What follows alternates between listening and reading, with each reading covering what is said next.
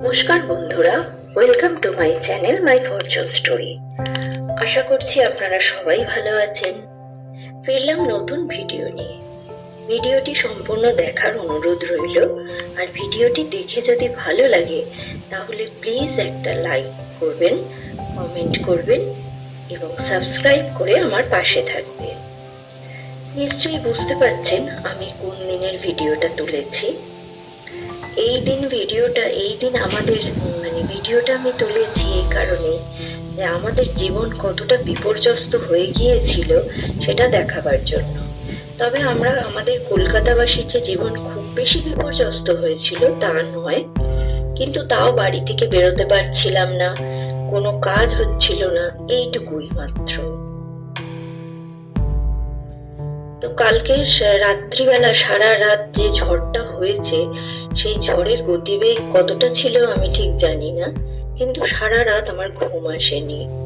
তাই আজকে সকাল সকাল যেরকম উঠি আমি ভোরবেলায়, সেইরকম উঠতে পারিনি। 7:30টার পর আমার ঘুম ভেঙেছে। তবে যাই হোক, আমাদের জীবন বিপর্যস্ত হলেও গাছপালা তারা মাথা নেড়ে জানান দিচ্ছে যে এই বৃষ্টিটা তাদের জন্য কতটা দরকার ছিল।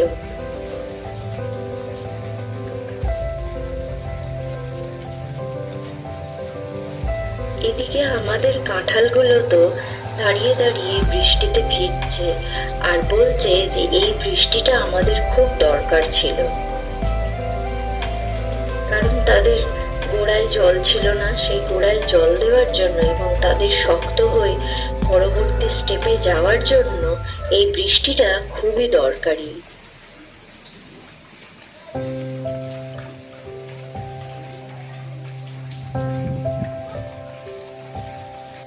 ছাদে গিয়ে আমি তো দাঁড়াতেই পারছিলাম না।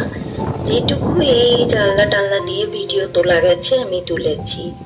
তো তাতে করেই দেখলাম যে গাছপালাগুলো দেখে বোঝা যাচ্ছে যে বরুণদেবের প্রতাপ কতটা, তার সঙ্গে পেরে ওঠা খুবই মুশকিল। আমাদের এই বাড়িতে 3-4টে গাছ আছে বলে আমি তুললাম। যেখানে গাছ নেই সেখানে হয়তো দেখার সুযোগই থাকে না, আবার যেখানে অনেক গাছ আছে তারা হয়তো আরো বেশি ভালো বোঝে।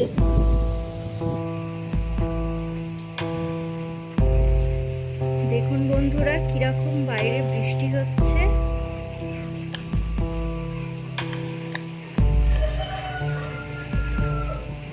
সাইক্লোনের বৃষ্টিটা হয়েই যাচ্ছে। খুব সুন্দর লাগছে ওয়েদারটা, কিন্তু কি যে কষ্ট, ঘর থেকে বেরোনো যাচ্ছে না। চলুন এবার দেখিয়ে দিই আমাদের কি লাঞ্চ হয়েছে আজকে বৃষ্টি ভেজা দিনে আমাদের লাঞ্চ হয়েছে এই যে ভাত, লুচি, আর সেরকম কিছু ছিল না। আমার একটু ফ্রিজে মাটন ছিল, এই যে একটু মাটন করেছি। ও আর আমি দুজনেই খাবো। ওকে ভাত দিয়ে মাখিয়ে দিয়েছি আর আমি খাবো মাটন দিয়ে। এমনি ও তো ঝাল খেতে পারে না। তুমি কি দিয়ে ভাত খাবে সোনা? ভাত দিয়ে কি খাবে? ভাত দিয়ে লিচি কেউ খায়? ভাত দিয়ে কি খাবে?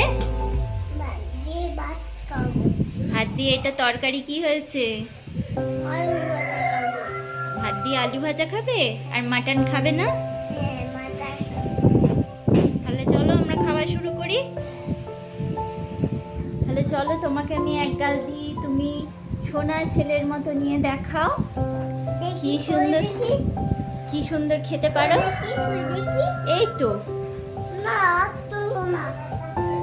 হ্যাঁ, নাও একটু খেয়ে নাও। আচ্ছা তুমি খেয়ে নাও। আচ্ছা তুমি খেয়ে নাও, আমি দিচ্ছি। আচ্ছা আমি এটা দিচ্ছি, তুমি খেয়ে নাও। খেয়ে নাও। খাবে না? তাহলে কিন্তু আড়ি হয়ে যাবে।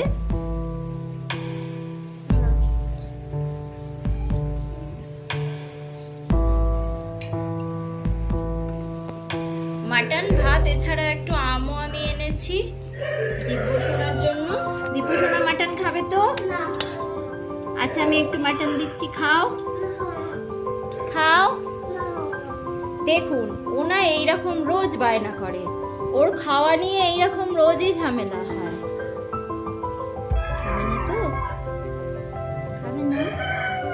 তাহলে আমি আড়ি করে দিই তোমার সাথে। খাবে না? খাবে না? সোনা খেয়ে না। খাবে না? তাহলে আমি চলে যাই।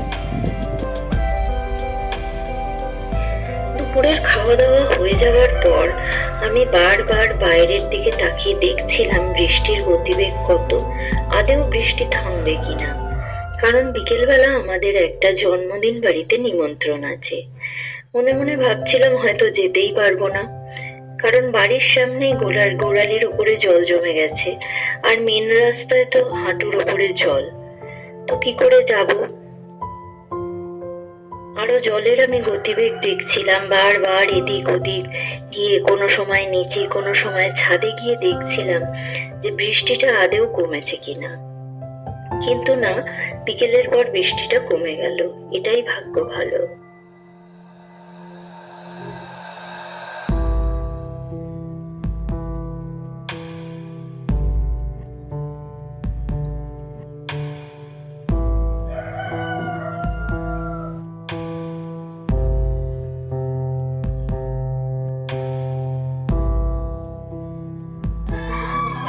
এই যে আমরা সবাই এখন রেডি হয়ে গেছি, এখন আমরা বেরোচ্ছি, যাবো যে বার্থডে পার্টিতে। চলো দেখা যাক। আচ্ছা, হয়।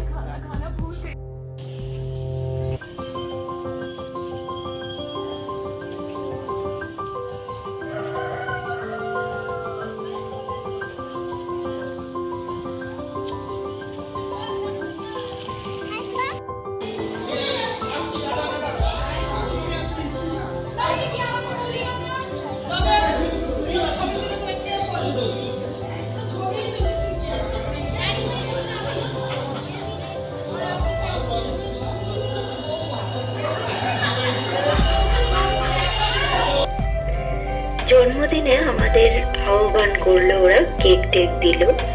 আসলে এটা একটা যমজ ভাই আর বোনের দুজনের একসাথেই জন্মদিন ছিল। তো আমরা নিচে নেমে এসে ওরা সবাই চিকেন খেলো, আমি তো খাই না তাই আমি খাইও নি। আর এখানে মকটেল করা ছিল, কি মকটেল দিয়েছিল আদেও জানি না, এতে কোনো ক্রাশ ছিল না। ওই লিমকা স্প্রাইট এইসব দিয়ে এদের চলছিল। তো মামনির জন্য একটা নিলাম, নিয়ে এবার আমরা সরাসরি চলে গেলাম মেন কোর্সে।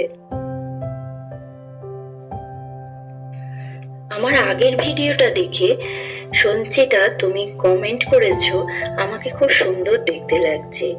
সত্যি কথা বলতে কি এই কমেন্টে আমি খুব এনকারেজ হয়েছি। ধন্যবাদ, তোমরা আমায় কমেন্ট করতে থেকো। সমন্বয়িতা বলেছো বিউটিফুল, হয়তো আমার ভিডিওটি দেখে খুব ভালো লেগেছে। চেষ্টা করবো আমি ভালো ভালো ভিডিও বানাবার। তো মেন কোর্সে বসার পর আমাদের পাতে প্রথমেই পড়লো ফিশ ফিঙ্গার আর স্যালাড। ফিশ ফিঙ্গারটা একটু ঝাল ছিল, কিন্তু তাও খেতে ভালোই হয়েছিল। তারপরে আমাদের পাতে চলে এলো কচুরি, আর কচুরি না, এটা বোধহয় রাধা বল্লভী ছিল, রাধা বল্লভী আর চানা মশলা। কিন্তু আমি রাধা বল্লভীটা খাবো না বলে আমি নিইনি।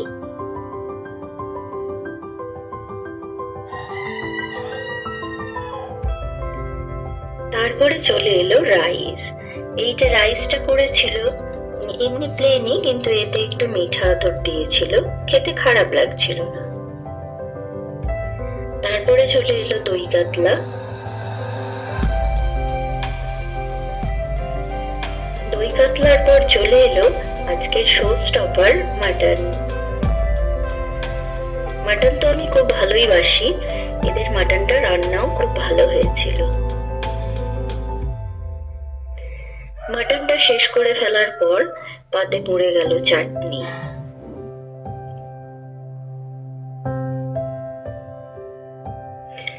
চাটনির পর পড়লো পাঁপড়। আমার দিব্যসোনা তো কিছুই খায়নি, তো একটু চাটনি আর পাঁপড় দিয়ে দিলাম, ওটা ওর খুব প্রিয় ছিল। ও একটু একটু মুখে খেলো। আর ওর মামা ওর হাতে একটা পাঁপড় চেয়ে দিয়েছিল, তো সেটা নিয়েই ও নেড়ে নেড়ে ওর চলে গেল দিন।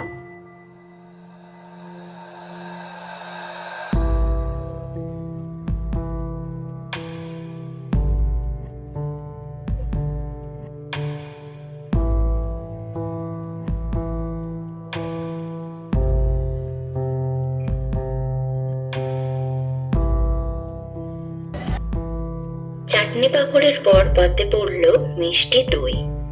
এখন তো বিয়ে বাড়ি বা কোনো অনুষ্ঠান বাড়িতে দেখাই যায় না। তারপরে পড়লো রসগোল্লা। তো খাওয়া দাওয়া শেষ করে আমরা বিদায় জানিয়ে চলে এলাম এক হাঁটু জল ভাঙতে ভাঙতে। আমি তো পুরো ভিজেই গেছি, প্রায় আমার শাড়ি পুরো হাফ ভিজেই গেছে। তো এইভাবেই আমরা বাড়ি ফিরে গেলাম। তো ভিডিওটি আর আমি বড় করলাম না। আর ভিডিওটি দেখতে দেখতে যারা একদম শেষ পর্যন্ত চলে এসেছেন তাদের উদ্দেশ্যে বলছি, ভিডিওটি যদি ভালো লেগে থাকে তাহলে প্লিজ একটা লাইক করে দেবেন। ফিরবো নতুন ভিডিও নিয়ে। ততক্ষণ সবাই সুখে থাকবেন, শান্তিতে থাকবেন, ভালো থাকবেন। ভগবান সবার মঙ্গল করুন।